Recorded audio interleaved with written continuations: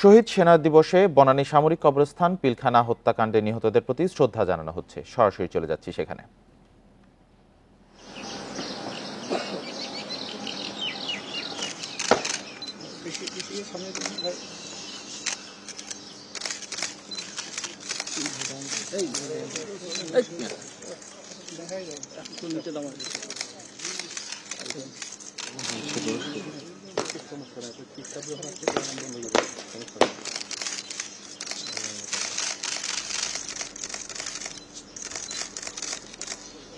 স্বরাষ্ট্র উপদেষ্টা এইমাত্র ফুল দিয়ে শ্রদ্ধা জানালেন শহীদদের প্রতি। 2009 সালে আওয়ামী লীগ সরকার গঠনের 49 দিনের মাথায় 25 ও 26 ফেব্রুয়ারি তৎকালীন বিডিআর সদর দপ্তরে সংঘটিত হয় এই নৃশংসতম হত্যাকাণ্ডটি। সে সময় নিহত হন তৎকালীন বিডিআর প্রধান major general Shakil Ahmed, colonel Gulzar সহ 57 জন চৌকস সেনা কর্মকর্তা। অভিযোগ রয়েছে, বাংলাদেশের সেনাবাহিনীকে দুর্বল ও বিডিআর নামে যাতে শক্তিশালী বাহিনী না থাকে, মূলত এই লক্ষ্যেই বিডিআর হত্যাকাণ্ড চালানো হয়। এই অভিযোগও রয়েছে এই নীল নকশা ছিল পূর্ব পরিকল্পিত।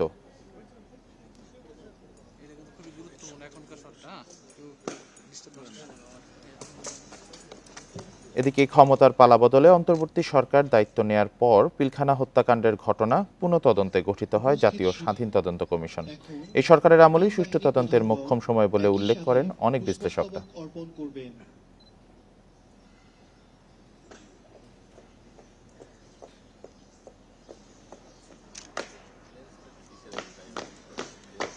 সে সময় প্রত্যক্ষদর্শীরা অনেকেই জানান যে সেদিন সেনাবাহিনী ঘটনাস্থলে সময় মতো পৌঁছাতে পারলে অভিযান চালাতে দেরি হয়নি। দ্রুত অভিযানে গেলে বেশিরভাগ সেনা কর্মকর্তা হয়তো বেঁচে যেতেন।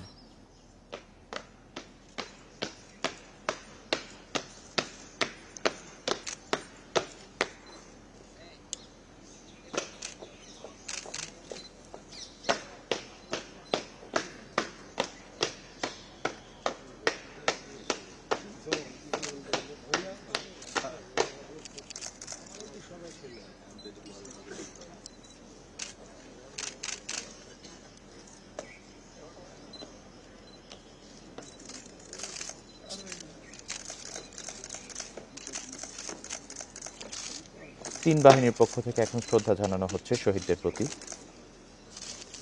এই হত্যাকাণ্ডে এখন পর্যন্ত মামলা হয় দুটি, একটি হত্যা ও আরেকটি বিস্ফোরক আইনে।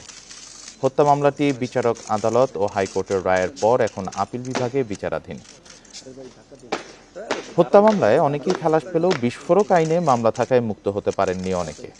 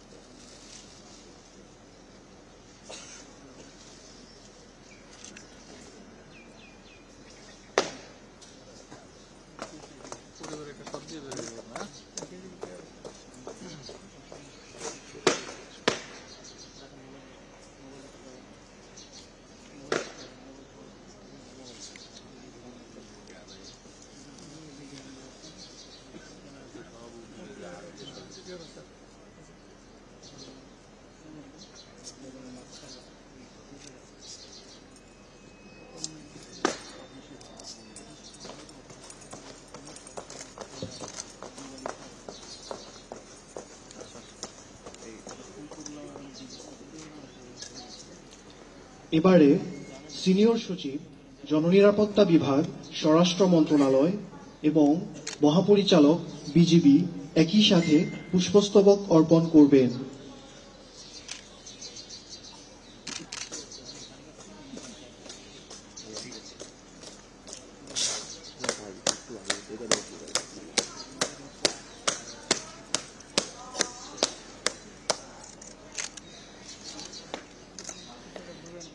জানেন, এরই মধ্যে 25 ফেব্রুয়ারিকে জাতীয় শহীদ সেনা দিবস ঘোষণা করা হয়েছে। এরই প্রেক্ষিতে আজকে শহীদদের প্রতি সম্মান জানানোর এই আনুষ্ঠানিকতা চলছে। সাবেক প্রধানমন্ত্রী শেখ হাসিনা সহ ৫৮ জনের বিরুদ্ধে আন্তর্জাতিক অপরাধ ট্রাইব্যুনালে অভিযোগ দায়ের করা হয়েছে নিহত সেনা কর্মকর্তাদের পরিবারের সদস্যদের পক্ষ থেকে।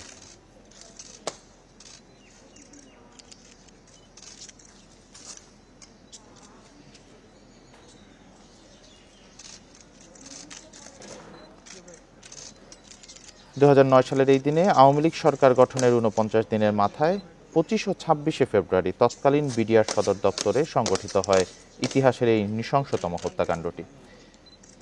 নিহত হন তৎকালীন বিডিআর প্রধান major general Shakil Ahmed, colonel Gulzar সহ ৫৭ জন চৌকস সেনা কর্মকর্তা।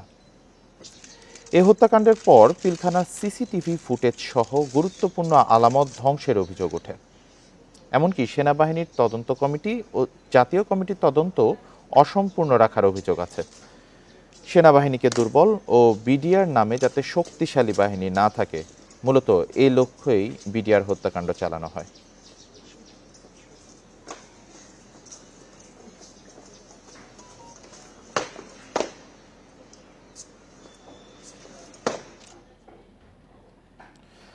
শহীদ সেনা দিবস উপলক্ষে বনানীর সাবরিক কবরস্থানে শ্রদ্ধা জানানো হচ্ছিল পিলখানায় নিহতদের প্রতি।